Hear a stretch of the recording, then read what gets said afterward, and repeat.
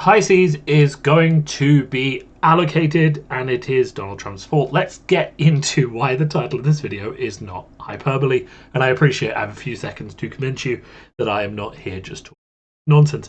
I do normally avoid politics, but this isn't really politics. This is just practicalities. Right, so what is happening in the world? Obviously, tariffs are being introduced by the US government. Whether that's right or wrong, we'll see in the future. What is the effect on those tariffs, and how is that impacting flesh and blood?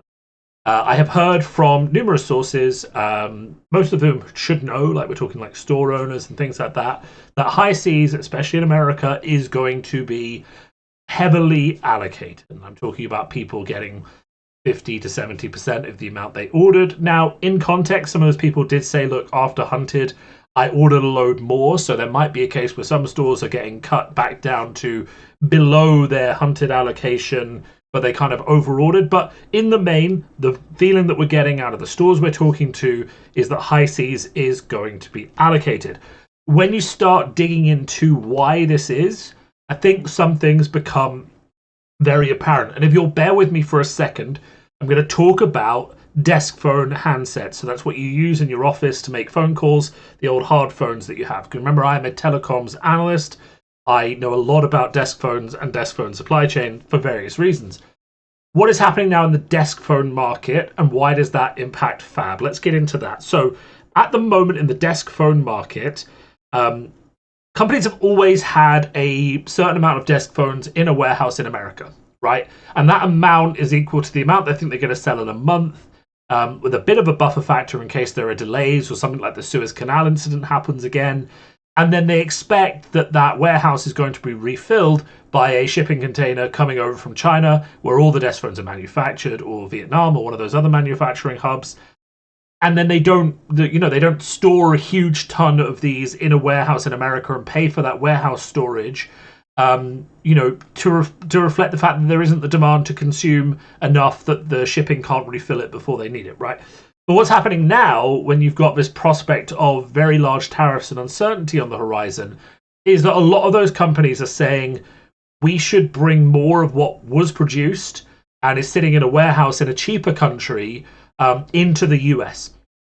And so they're accelerating their shipping deadlines and buying shipping space at a premium in order to make sure that before the tariffs go into effect, and they essentially have to pay a lot more potentially to get those handsets across the border, that they have this backlog of supply that will last them a few months, or at least long enough for maybe a trade deal to be struck, maybe for the impacts of the tariffs to be really felt. And a lot of people are betting that when the tariffs impact is really felt by the American consumer, then that sort of the tariffs are going to be rolled back, or that there will be a trade deal in a few months' time and the tariffs will be rolled back and then shipping can resume as normal, or there will be a lower tariff agreed above what is currently being put out with the China, and it'll be more of a lower tariff agreed on certain goods, right? So everyone's kind of betting on that. And they're thinking, okay, well, Fab isn't manufactured in China, right? We know where Fab is made. It's made in Japan and it's made in Belgium. But and here's the big thing. The handset manufacturers aren't the only people that are doing this. They're not the only people that are rushing to build up their US warehouse supply of the products they expect to sell in the next 3 to 6 months. In fact, I would say all businesses that are based in some sort of physical product and have the money and the revenue to support importing extra product are probably doing this to a certain extent. So if you think about people like the likes of Cisco, if you're talking about the big telecoms giants, the Verizons and the AT&Ts, people with very, very deep pockets.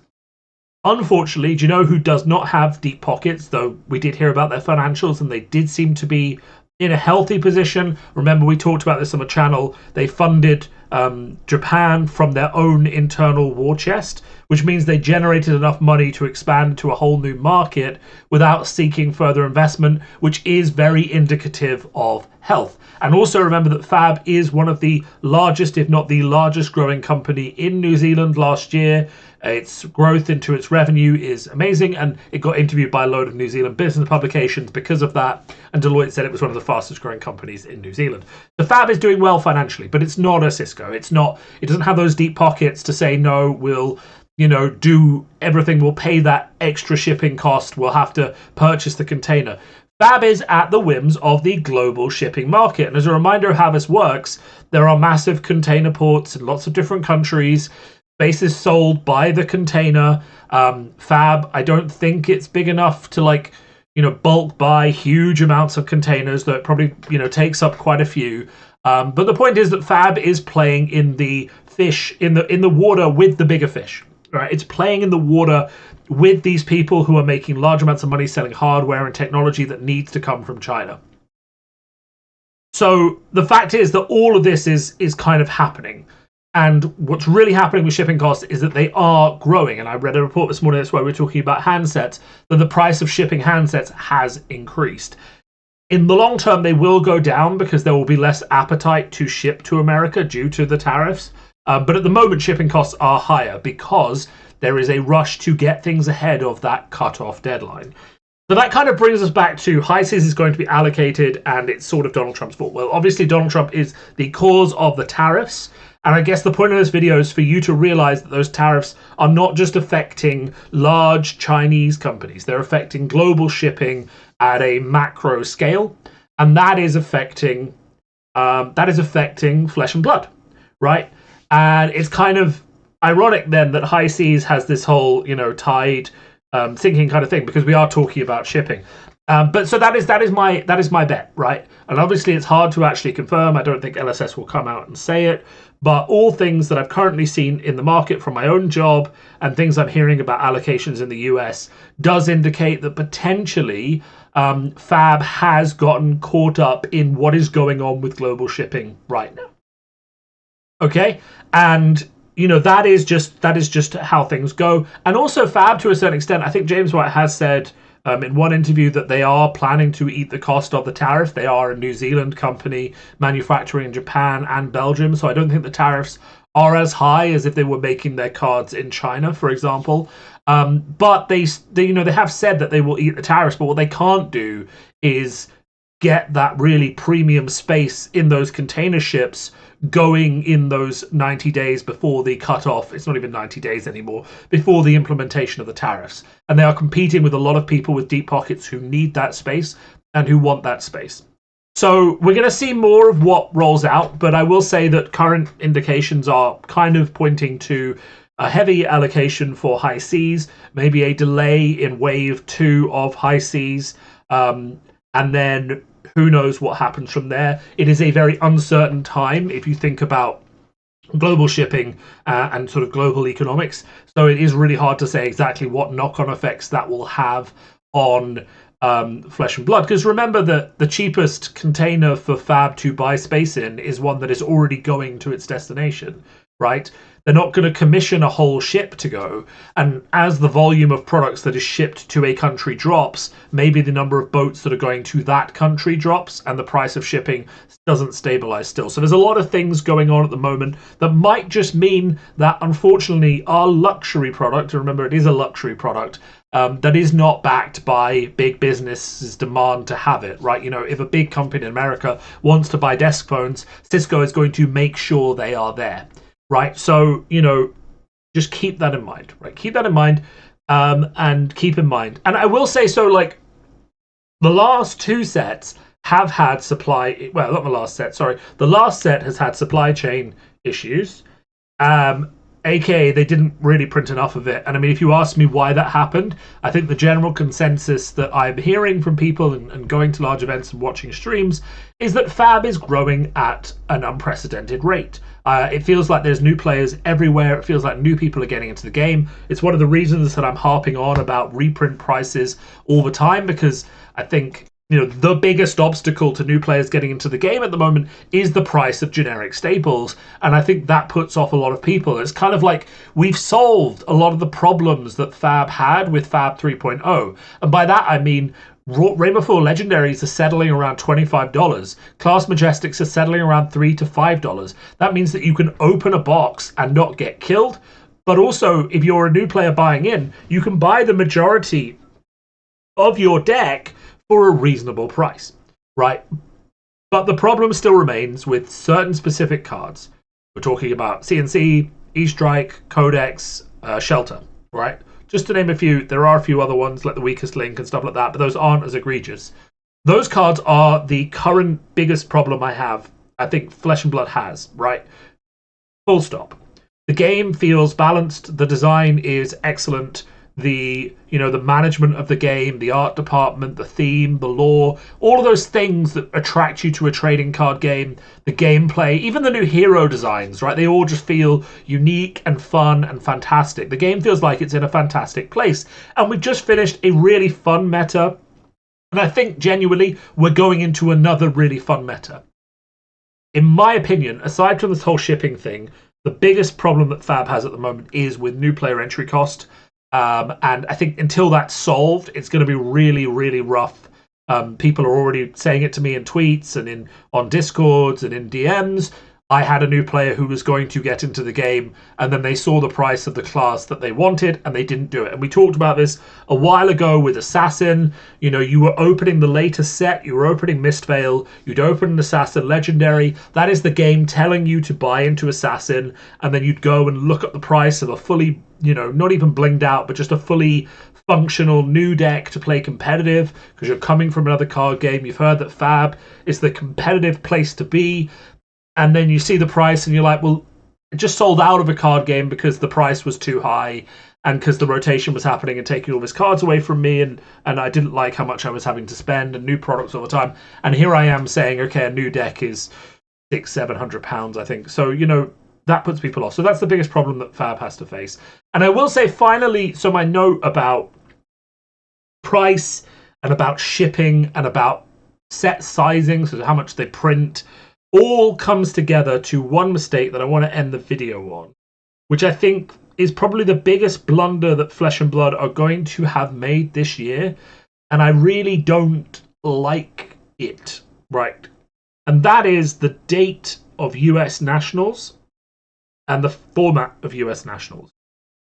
The US Nationals, for those who aren't familiar, is a day one high seas event. Now, it's not day one of product availability, because the change to high seas has been that stores are allowed to sell product at their pre-release. And, assumedly once the pre-release is done, they're probably going to just start selling the product, right?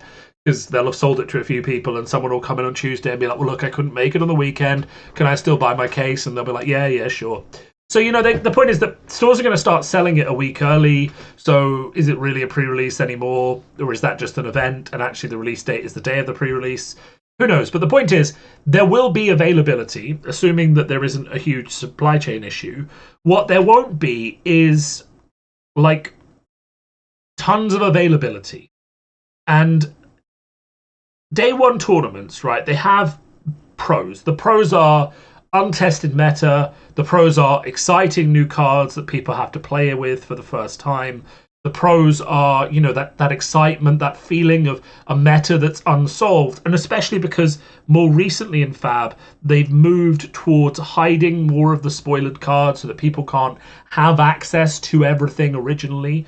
So, that is exciting and that is excitement, right? But there are cons as well.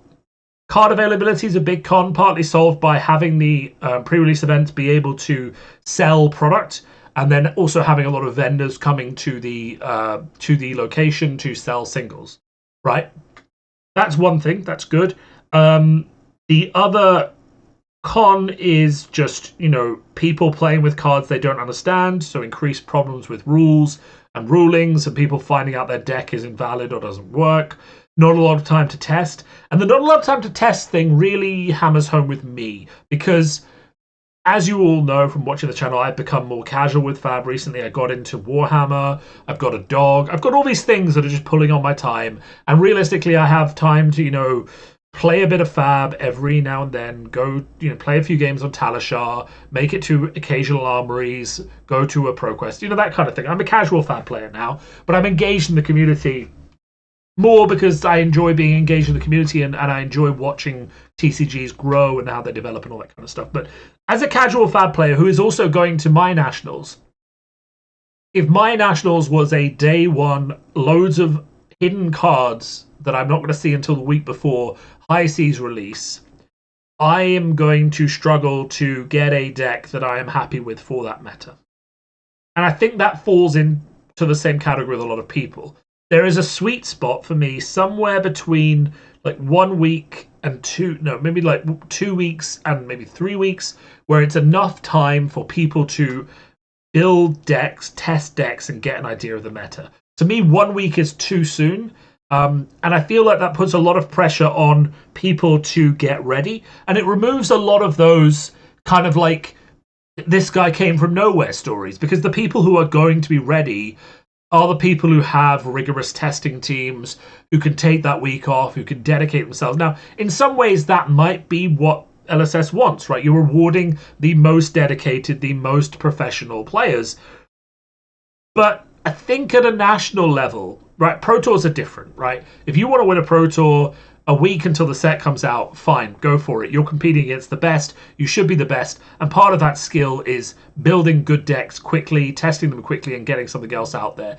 So if it was a Pro Tour, I don't think I would mind as much. But it's a Nationals. And to me, Nationals is a competitive event, but it's not a competitive event full of high-tier competitive players.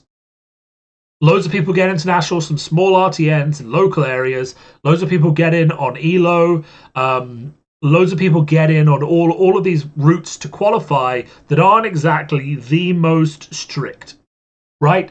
And for those people, having a week one tournament is a very painful experience. And also as well, I want to focus on this persona of this like semi-competitive or like competitive casual, I'll call them. That's what I call myself. I want to be competitive in the game. Sometimes, a lot of the time I'm approaching the game casually. Sometimes I ramp up and take the game more seriously. A lot of these competitive casual players have some features in common. They probably don't have a huge budget to be buying every single card, the latest card straight away at the top tier surge pricing, especially if there's an allocation or a shortage. They don't have a lot of time to test constantly right after a set is out for the week after it. They have other commitments they have to deal with. And I think the third thing is that they're not bad at the game. And I think this is very important. They're not bad at the game. It just takes them more time to do the things that seriously competitive players will do. And this has knock-on effects. So the set comes out, and a week later, you have to play in a Classic, Constructed, and Draft tournament in that set. So these competitively casual players don't have time to practice both Classic, Constructed, and Draft. They'll find it very hard to even get a draft because it's very likely the online draft client hasn't been updated that quickly. It usually takes a while to actually get updated. And then, they also have to buy the cards, but also feel like they're getting a good deal because they probably have to answer to someone else. A lot of casually competitive people have children. They have a reason that they can't play that usually involves a significant other or another hobby or something else that is vying for their budget. So if a new class comes out and it's really good and they really want to play it, but everything is 100, 200% times what it's going to settle in, later on. And I'm thinking of Traverse the Universe, which was £200 for the EA and £150 for the non-EA just before Nationals, and now the non-EA is 40 and the EA is 60, I think, give or take. The Zen Legendary was £100, now it's 25. You can't afford to justify paying 4 times the price for something. Now, of course, you could say, well, they can just play the hero they currently have. But remember, we're talking about someone who wants to win. So what does someone who is in that situation need from a set release? They need a bit of time to do for the prices to settle a little bit. right? They need a bit of time for the set to come out, that kind of day 1, day 2, day 3 hype to kind of die a little bit, and for the prices to kind of stabilize, and time for the single sellers to open enough product to justify prices falling a little. The other thing they need is time to figure out whether a deck is worth buying into, right? So time to test the deck, figure out if they enjoy it, figure out if it's powerful, and feel confident enough spending the money. Because a casually competitive player who wants to win nationals, I'm not saying they won't pay the marked up prices, even if it's 100% marked up, 150%.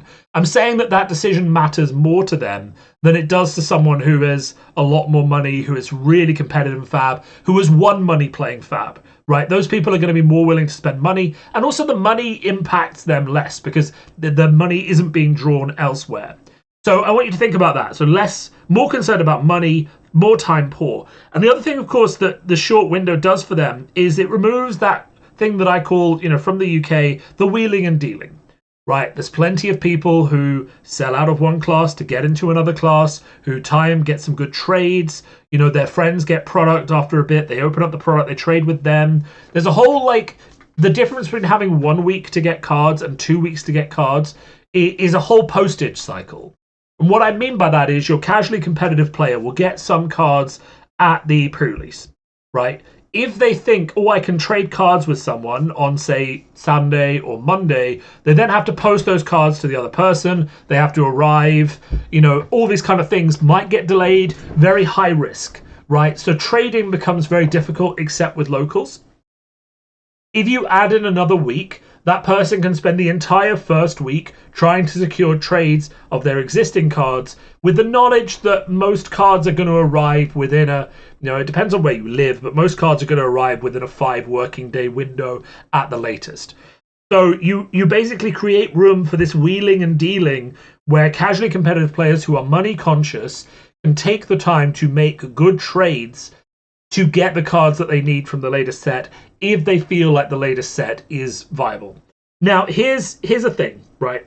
Here's the scenario where I'm wrong, because I'm currently thinking that this high seas national thing is going to be a huge blunder. And I think the first half of the video kind of talked about how it looks like there are shipping problems with high seas, allocation problems with high seas. That could cause problems on availability of single sellers, which leads on to an exacerbation of all the problems that I've talked about. The other part of the equation, just to validate why I think it's going to be a mistake, is that I feel like a lot of these casually competitive players are going to feel turned off by it. And I feel like they're going to feel a lot of friction, and that is going to lead to unhappiness and resentment at LSS for the format and the timing of it.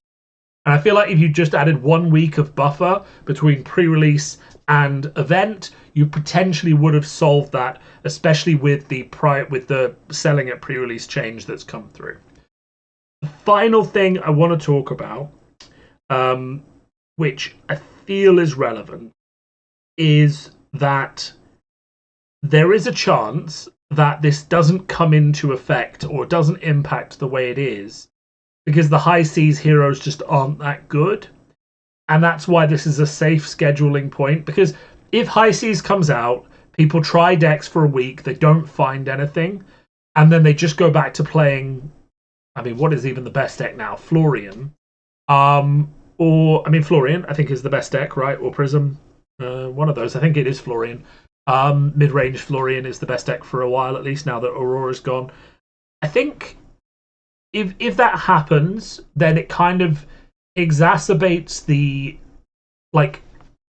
these heroes are bad feeling, because at that stage you probably have rushed to get to the pre-release.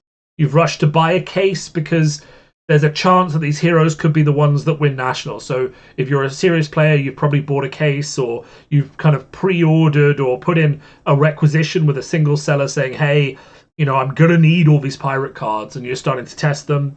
If those heroes are bad and you kind of pre-bought stuff, it kind of exacerbates the feeling of, why did I rush to do this? Why did I buy at heightened, first day prices when actually I'm just going to be playing Florian, right?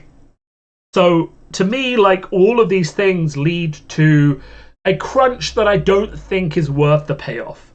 And I could be wrong, but for me, the excitement of seeing one of the new heroes come out of the gate really strong. It's going to be the same if the tournament is a week after release as, as if the tournament is 2 weeks after release.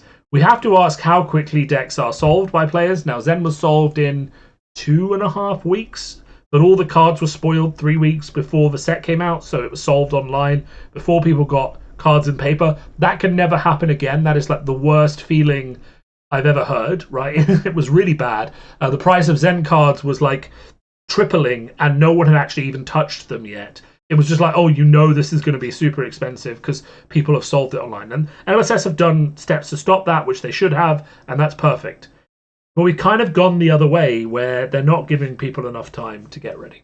Right, that's all I'm going to say. It doesn't affect me, remember, because I am in the UK. My Nationals is later. I have a bit more of a window to decide if I'm going to buy into one of these heroes. And then, of course, to figure out what is good and what I'm going to play. It's going to be Fi. I love Ninja. I'm always going to play Fi. Or it's going to be Florian because I'm an Earth boy, and that's what I'm going to do. All right.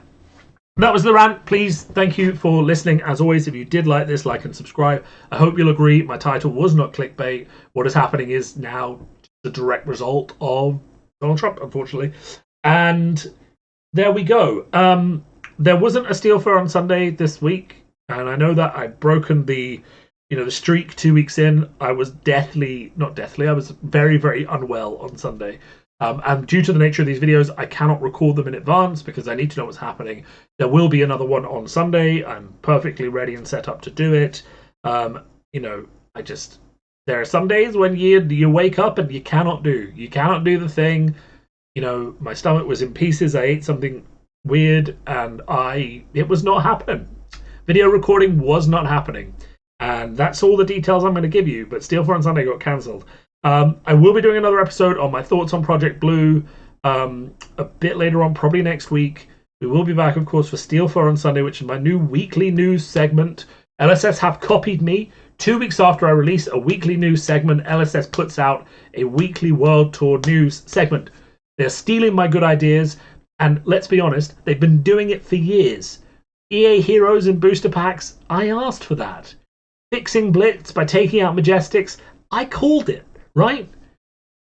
I'm just saying, a lot of my good ideas, they're slowly seeping their way into the system, and I'm pretty sure, just on vibes, that at least a couple people from LSS watch this podcast. Now, I know I don't have that many listeners, but I'm pretty sure at least one or two, and I'm just saying, I'm on to you, right?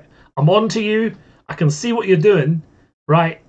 And I'm watching, right? So we're going to see the next time I come up with a good idea, I'm going to put like a counter on the wall, like days until Fab steals this idea, right? I'm just putting it out there. Those have been my thoughts. I hope you like this video. Thank you for watching. I will speak to you all soon. I've been Steelfur of Steelfur Speaks. Like and subscribe. I mean, I love seeing that counter go up. I would love to hit 2,000 by the end of this year. And there's 6 months to go, so it's a totally reasonable goal. Let's do this.